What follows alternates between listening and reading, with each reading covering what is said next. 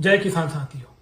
मध्य प्रदेश के मूंग उत्पादक किसानों के ऊपर राजनीतिक निर्मित आपदा आई है। यह आपदा ऐसी है जो दो नेताओं की आपसी लड़ाई के कारण बनी है। मध्य प्रदेश के मुख्यमंत्री और केंद्रीय कृषि मंत्री का जो द्वंद्व है, उसके चलते मध्य प्रदेश सरकार ने एमएसपी पर मूंग खरीदी का प्रपोजल केंद्र सरकार को नहीं भेजा। इसके चलते जो एमएसपी से है उससे मूंग 3 से 4 हजार रुपए नीचे बिक रहा है।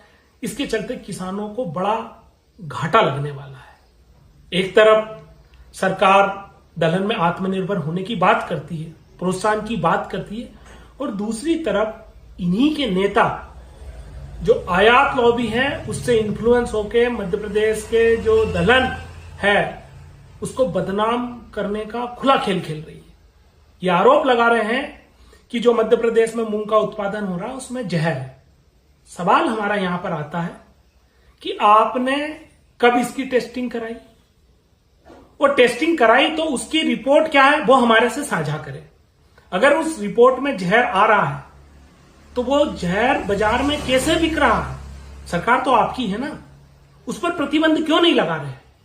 दूसरा सवाल आता है कि जो आप आयात कर रहे हो, आयातित मूंग का एफएसएसआई ने परीक्षण किया है, टेस्ट किया है, उसमें किस लेवल का केमिकल है कभी आपने लोगों को बताया, जनता को बताया?